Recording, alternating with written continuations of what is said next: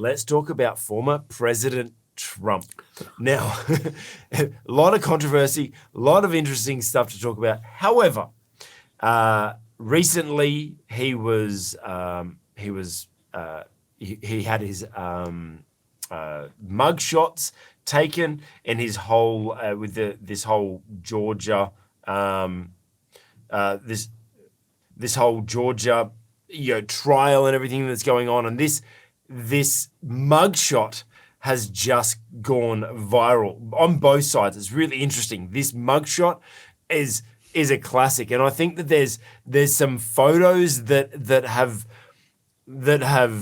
marked history, right? And there's some famous photos that we'll always know. The Mona Lisa, the statue is not a picture, but it's it is an image. The statue of David, and I kind of feel like this is just one of those that is just going to be marked in history. That this image is going to stand for a lot. It's already been memed a million different ways. People are selling T-shirts and mugs with this mug shot on it, and so I think it's really interesting.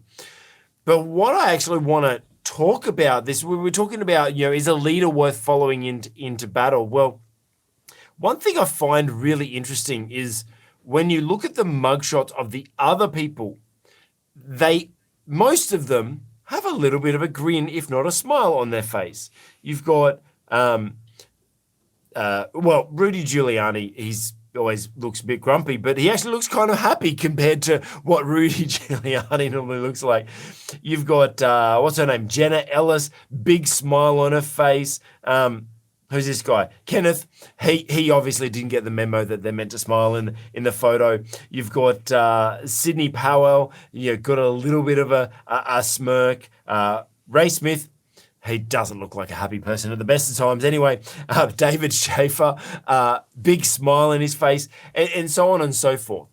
I find it really interesting that these guys have gotten these mugshots, that they're being arrested for a pretty hefty fine, like a pretty massive charge, voter, whatever they're calling it now.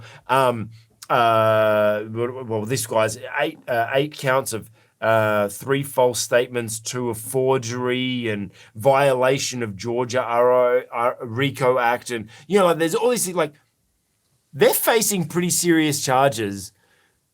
And it seems like most of them have let's be honest, they've just been following their leader, Trump. They've just been doing their job, doing what they can and everything like that. And I think it's really interesting that they're all smiling in the face of all these things. Now, to me, it says either they know something that we don't, or maybe they're completely oblivious to what we know. Dr. Rod, what's your take on these mugshots, this reaction from his team to just be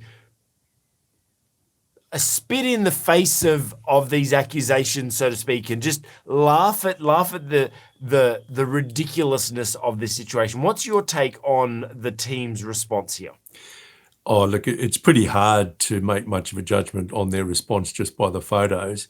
I imagine they were quite nervous at the time, and I sometimes laugh if I get too nervous. So, it doesn't surprise me all that much that some of them had smiles on their face. I don't know that we should read too much into it. I think the real test will come in terms of any of them decide to turn against Donald Trump and testify against him. Yeah. And I know that that's something which has been speculated on a little bit, hasn't happened at this point. And so I think that says something about the qualities of Donald Trump as a leader. I do think it's quite ironic, of course, that his mugshot went viral, but it's also quite ironic that someone in Georgia thought they needed one. Yes. I mean, as if he could hide.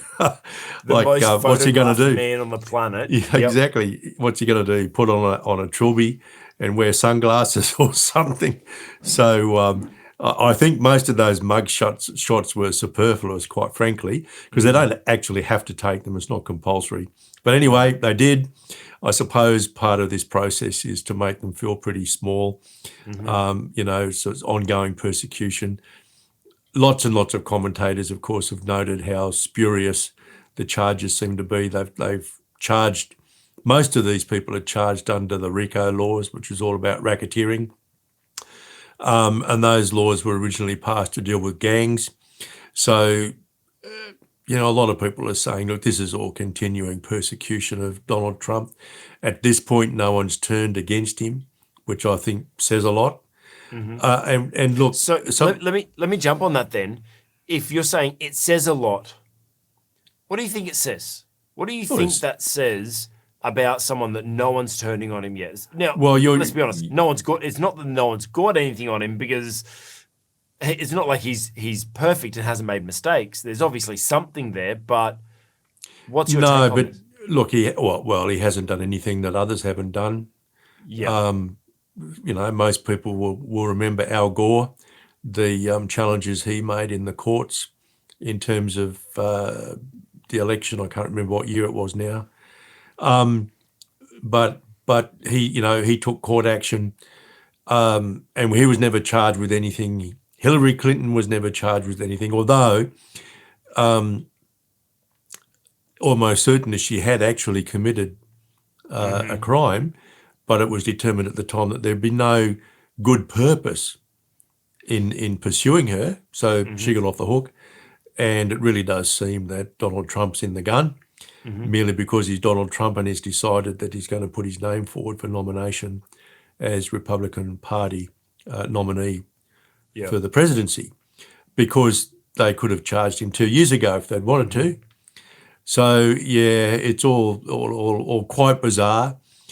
And so you mentioned a little bit there. You mentioned a couple of times persecution, which is obviously our theme of today, of like, leading people into battle or, into persecution. What's your advice for someone that is leading a team that, let's be honest, they are going to be open to persecution? So how do you lead someone or lead a team that they're going to be persecuted? Oh, well, if you know in the first place, you've got to be quite upfront about it. The people who are with you have got to know. Yeah. And that might be the case in a military campaign where you've made some judgment about the risks associated with that campaign. I think in this context it's very difficult, because who could have predicted that the law would be weaponized against Donald Trump as a candidate, and that the Department of Justice and some of the attorneys general and so on would become so politicized. I mean, I think it's extraordinary. What we're witnessing is extraordinary. Yeah. And of course, the Democrats better hope that a Democrat wins the next presidential election, because they might have to look out at what the Republicans will do. I mean, I hope that doesn't really happen, but it's a dreadful mess. It's a terrible, terrible thing that we're witnessing. But to answer your question directly, look, if you know the risks, you need to be upfront about it. I think one of the issues here was who could have predicted that the law would be weaponized as it is being weaponized, and that the Department of Justice and the various state authorities would become so politicized that they actually are blinded to injustice when they're supposed to be dispensing justice.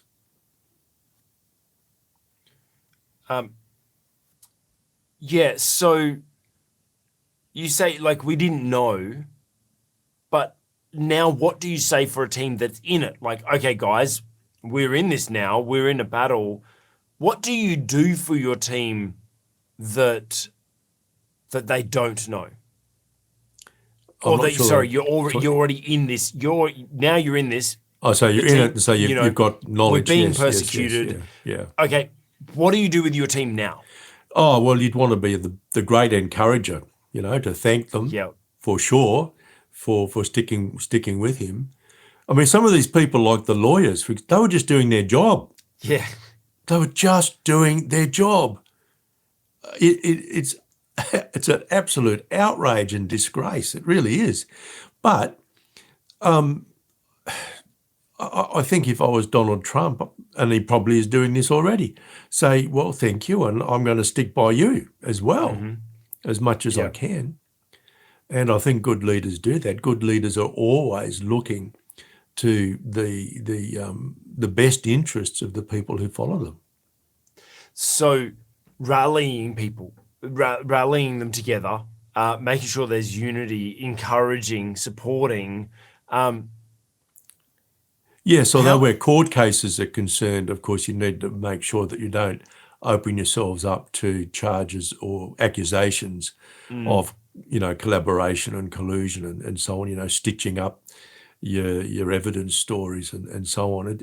That particular situation is a very difficult situation, but as a general rule, the leaders should be encouraging and exhorting the people who are following.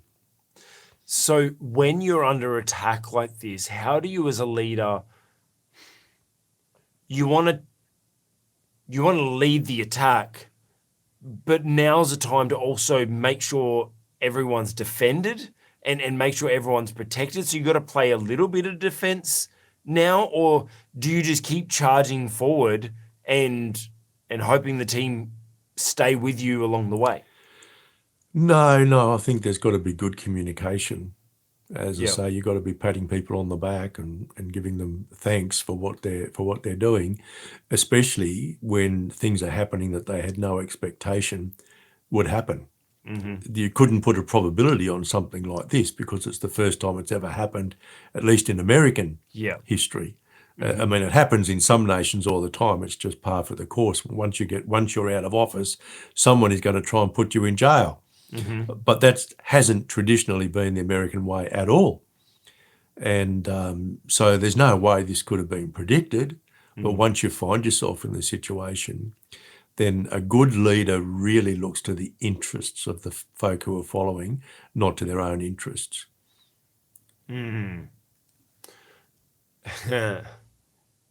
Yes, because it can be very easy as a leader in that moment, like when you're under attack, like Donald Trump is under attack at the moment, to kind of look at protecting yourself, look at going into a mode of self-preservation, but you've got other people to take care of. How do you balance that whole, yeah.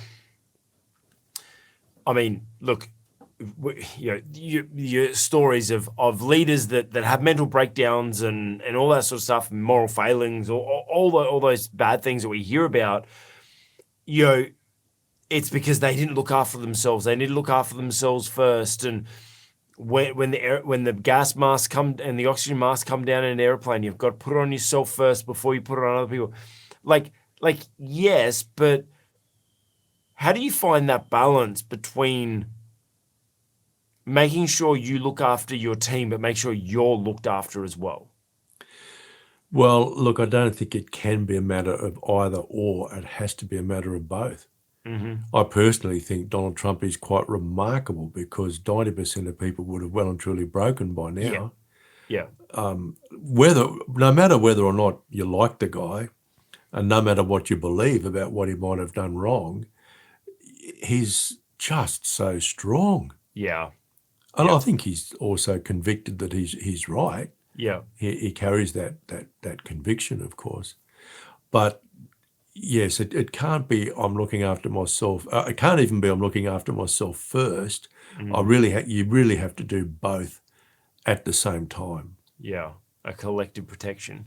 Because I've seen, and you and I both seen that, when a leader has that kind of breakdown, they go to look after themselves and just kind of hand it over to, like, just the weight of everything just lands on the rest of the team to be able to carry without the leader. But one of your responsibilities as a leader is to manage yourself so that you don't end up having some kind of breakdown. Yeah. It's not always avoidable, of course, but the principle is that leaders need to manage themselves as well as everybody else. And part of the leader's management task is to manage their own time and energy and health and so on, so that they don't, have a breakdown.